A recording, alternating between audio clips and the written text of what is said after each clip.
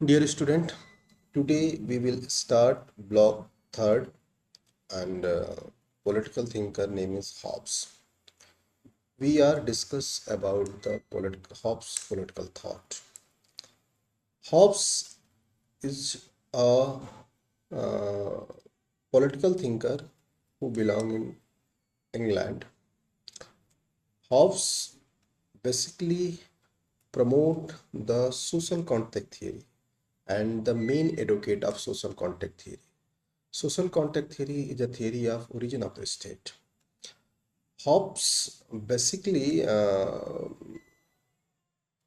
social contact theory is defined on the base of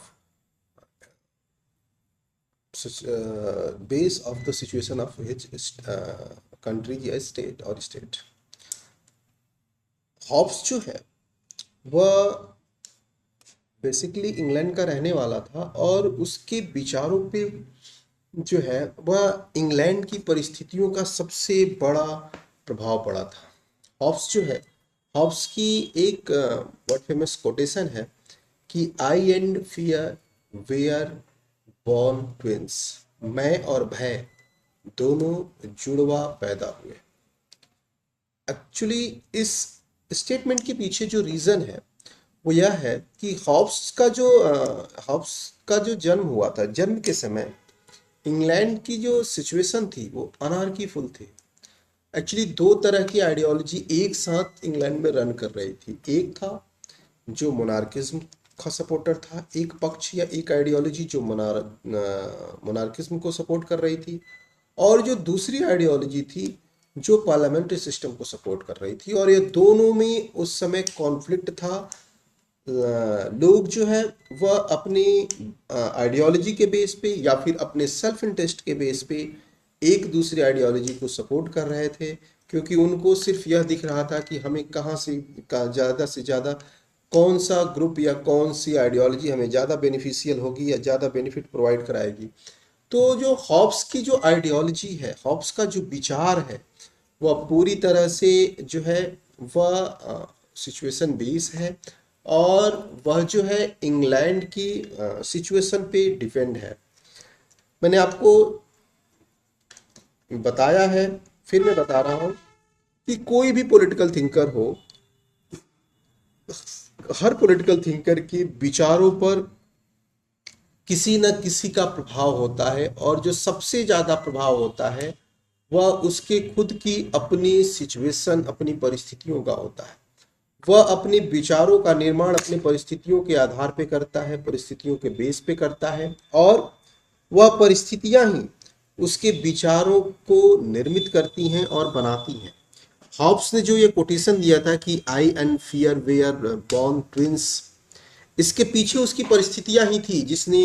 उन्हें प्रेरित किया इस तरह के स्टेटमेंट देने का या जारी करने के लिए।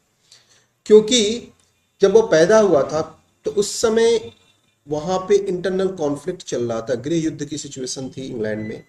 और इंग्लैंड में गृह युद्ध की सिचुएशन के बाद वह पैदा हुआ और उसने बहुत कुछ झेला भी। उसने, उसकी फैमिली ने या फिर वहाँ के लोगों ने उस जो इंटरनल कॉन्फ्लिक्ट था जो वहाँ का, उसमें उन्होंने बहुत कुछ झेला। और उस सिचुएशन के बेस पे उसने जो है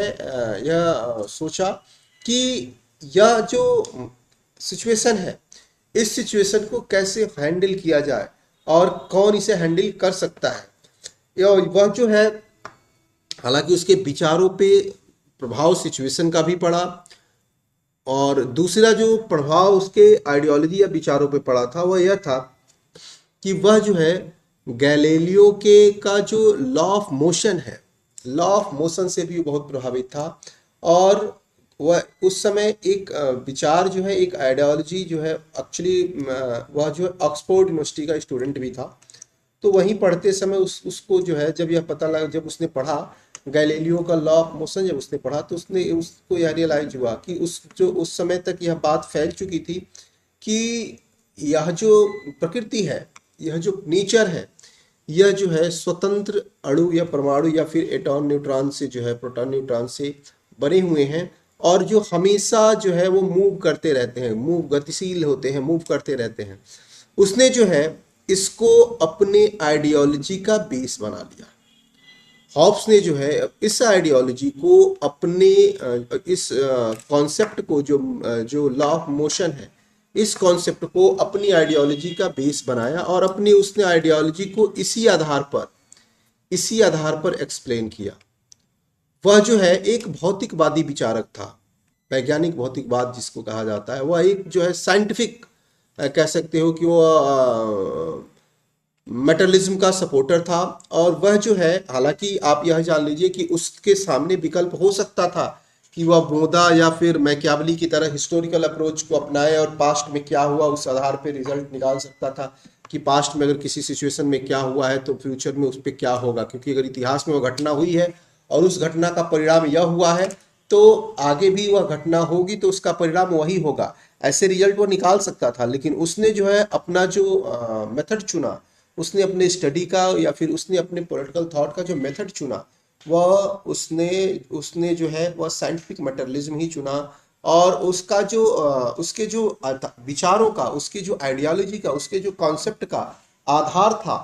वह आधार जो है वह पूरी तरह से गैलीलियो का लॉ ऑफ मोशन था। और लॉ ऑफ मोशन के साथ जो दूसरी सिचुएशन जो उसको सबसे ज्यादा प्रभावित की या फिर उसके विचारों को सबसे ज्यादा प्रभावित की, वह थी इंग्लैंड की सिचुएशन। ठीक, इंग्लैंड की सिचुएशन। हालांकि उसने जो है वह एक महान पॉलिटिकल थिंकर था और उसने इन पॉलिटिक्स को, उसने पॉलिटिकल थॉट को यह कह सकते हैं कि बहुत सारी ऐसी चीज़ें दी। इवन कि सेबाई ने कहा कि हॉब्स जो है वह एक ग्रेट पॉलिटिकल थिंकर है और शायद इंग्लिश बोलने वाले या फिर इंग्लिश लिखने समझने वाले लोगों में वो सबसे महान है। क्योंकि सेबाइन ने कहा है कि जो हॉब्स की जो रचनाएं हैं, हॉब्स के जो थॉट हैं, वह हमेशा से प्रासंगिक है। क्योंकि हॉब्स ने पॉलिटिकल मैकियावली के बाद हॉब्स जो है वह उसने पूरी पॉलिटिकल सिचुएशन को, पूरे पॉलिटिकल कॉन्सेप्ट को पूरी तरह से चेंज कर दिया। अब उसने चेंजेस क्या क्या किया? एक्चुअली मैकियावली के सामने जो सबसे बड़ी समस्या थी वह यह थी कि वह जिस स्थिति में था, जिस सिचुएशन में था, वहां पे इंटरनल कॉन्फ्लिक्ट चल रहा था। और इंटरनल कॉन्फ्लिक्ट किस लिए? एक तरफ डिवाइन कॉन्सेप्ट के सपोर्टर या मोनार्किज्म के सपोर्टर लोग थे जो अपने डिवाइन पावर को एक्सप्लेन करते थे या डिवाइन पावर के बेस पे अपनी पोजीशन को एज इट इज बनाए रखना चाहते थे। उनका यह कहना था कि हम जो है रिप्रेजेंटेटिव ऑफ गॉड हैं, हमें ईश्वर ने यह सत्ता सौंपी है, हम ईश्वर के प्रतिनिधि हैं और इसलिए हमको ऐसे ही रहने दिया जाए।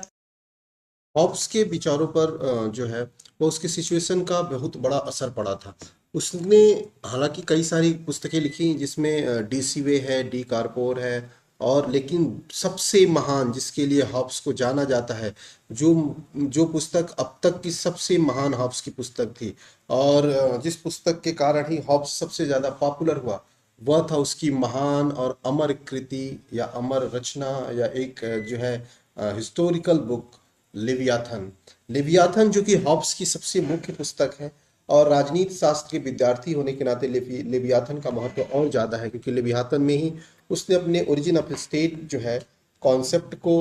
लिखा है। तो हॉब्स जो है वह अपने विचारों के निर्माण में सबसे ज्यादा महत्व अपनी सिचुएशन की देता है, क्योंकि उसने अब जो है वह अपने 15 साल की एज में ही बहुत सारी ब्रिटेन में हुई घटनाओं को देखा। वह हॉब्स ने अपनी आंखों के सामने इंग्लैंड में गौरवपूर्ण क्रांति या फिर जो ग्लोरियस रिवोल्यूशन 1688 में हुआ था, वह उसका प्रत्यक्षदर्शी था। उसने अपने आंखों के सामने उस चीजों को उनको देखा था। 15 साल की एज में उसने यह देखा कि कैसे दैवीय सत्ता के आधार पे, दैवीय सत्ता के कारण, दैवीय सत्ता के नाम पे जो है जेम्स फर्स्ट ने जो है वह निरंकुश राजतंत्र को अपनाया और सभी के शक्तियों को खत्म करके दैवीय सत्ता के आधार पे अपनी शक्तियों को बढ़ाया। फिर उसने यह भी देखा कि कैसे जो है वह संसदीय दल ने षड्यंत्र से या फिर अपने लोगों के या जन समर्थन के आधार पे जेम्स फर्स्ट को की हत्या कर दी जाती है, जेम्स फर्स्ट को मृत्युदंड दे दिया जाता है, जेम्स फर्स्ट की मृत्यु कर दी जाती है। और उसके बाद पुनः संसदीय व्यवस्था को अपनाया जाता है, एक संवैधानिक सरकार की स्थापना होती है और फिर पुनः जेम्स फर्स्ट की जगह जब संवैधानिक सरकार की स्थापना होती है और संवैधानिक सरकार के बाद पुनः जो है जेम्स द्वितीय ब्रिटेन की गद्दी पे बैठते हैं और राजतंत्र को उनकी अधीनता में पुनः जो है वह स्टेबल किया जाता है और पुनः राजतंत्र स्थापित कर दिया जाता है। उसके बाद यह जो विद्रोह है, यह जो आंदोलन है, वह 1642 से ही शुरू हो जाता है और 16 जो है 42 से चलने वाला यह जो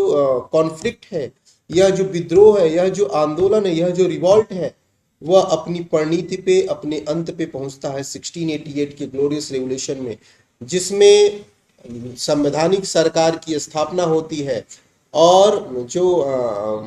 विलियम ऑफ ऑरेंज है और उनकी पत्नी मेरी के निर्देशन में, उनके नेतृत्व में जो है वह संवैधानिक सरकार की स्थापना हो जाती है ब्रिटेन में। और ब्रिटेन इन सारी घटनाओं को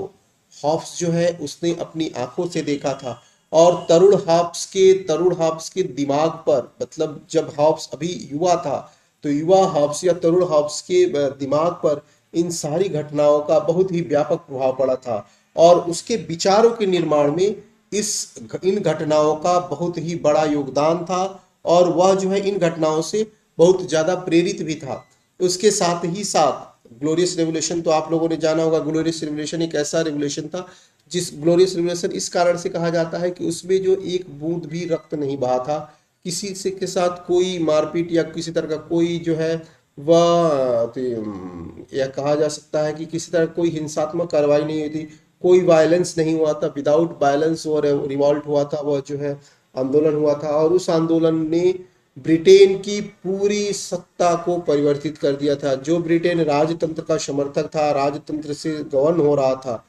उस ब्रिटेन को उस गौरवपूर्ण क्रांति के बाद, ग्लोरियस रेवोल्यूशन के बाद जो है संवैधानिक शासन में परिवर्तित कर दिया गया, संवैधानिक सरकार में बदल दिया गया। तो यह जो गौरवपूर्ण क्रांति थी या ग्लोरियस रेवोल्यूशन था, यह सब कुछ हॉब्स ने अपने आंखों से देखा था। इसीलिए वह कहता था कि वह, उसका यह मानना था कि जो है कि दो चीजें वह उत्तरदायी हैं। वह एक कि सभ्य समाज की प्रगतिशीलता के लिए, सभ्य समाज को बनाए रखने के लिए, सभ्य समाज को स्थिर रखने के लिए एक शक्तिशाली जो है नेतृत्व की आवश्यकता है। शक्तिशाली जो है वह सत्ता की स्थापना है, जो पावरफुल हो, जो शक्तिशाली हो, जो हर चीज को जो सारी सिचुएशन को मेंटेन कर लगे, वह हैंडल कर सके, ऐसी जो है सत्ता की आवश्यकता है। दूसरा उसने कहा कि प्रजाजन में, आम पब्लिक में, पीपल्स में जो है ओबीडियंस होना चाहिए, आज्ञाकारिता होनी चाहिए। वह जो है उनमें ऐसी भावना होनी चाहिए कि अगर राज्य का जो भी आदेश है, जो राज्य का जो भी निर्देश है, वह उसको फॉलो करे। तो वह जो है अपने सिचुएशन से उसने बहुत कुछ सीखा था और उसके विचारों पर, उसके सिचुएशन का प्रभाव बहुत कुछ पड़ा हुआ था, बहुत ज्यादा प्रभाव पड़ा हुआ था। और इंग्लैंड की सिचुएशन उस समय कॉन्फ्लिक्ट फील्ड थी और हॉब्स ने बाद में जो अपनी आइडियोलॉजी दी, अगर आप उसके ह्यूमन नेचर को पढ़ेंगे, आप अगर उसके ह्यूमन नेचर को एनालाइज करेंगे तो आपको महसूस होगा कि उसने अपने ह्यूमन नेचर जो थियरी में या ह्यूमन नेचर जो व्यूज दिए हैं, उसमें उसने अपने इंग्लैंड के सिचुएशन के आधार पे, इंग्लैंड की परिस्थितियों के आधार पे मानव स्वभाव को जो है वह मानव स्वभाव की व्याख्या की है, मानव स्वभाव को बताया है। तो यह हॉब्स जो है, हॉब्स पे इन दो चीजों के, गैलीलियो के लॉ ऑफ मोशन के साथ साथ इंग्लैंड की सिचुएशन के साथ साथ फिर उस पे जो प्रभाव पड़ा, वह प्रभाव जो है वह जब तरुण हॉब्स था या फिर युवा हॉब्स था, तो वह जब जो है वह एक बार अपने शैक्षिक भ्रमण पे गया हुआ था, तब उसको यूक्लिड की जो है रचना पढ़ने का मौका मिला और वह जो है यूक्लिड की रचना से ज्यादा प्रभावित हुआ।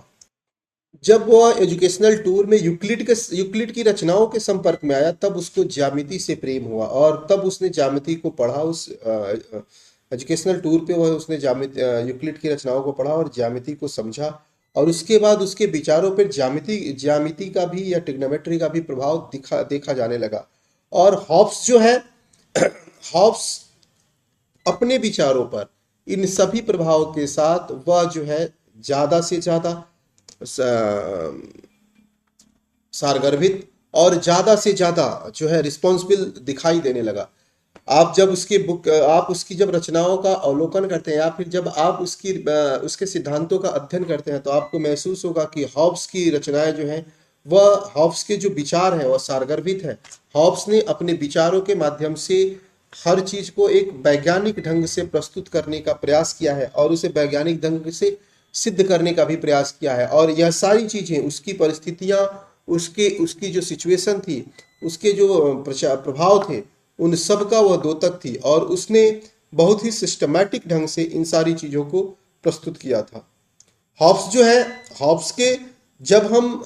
विचारों पे आते हैं तो हॉब्स ने अपने विचारों में जो है उस समय जो उत्पन्न परिस्थितियां थी, जिसमें एक तरफ राज्य की उत्पत्ति का दैवीय सिद्धांत था जो यह दावा करता था कि हम जो है ईश्वर के प्रतिनिधि हैं और ईश्वर के प्रतिनिधि होने के नाते हमें एब्सोल्यूट पावर या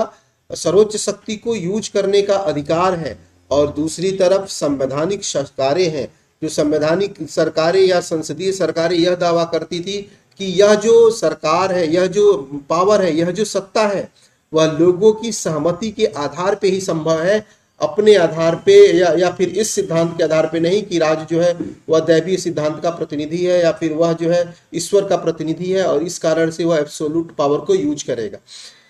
हॉब्स जो है,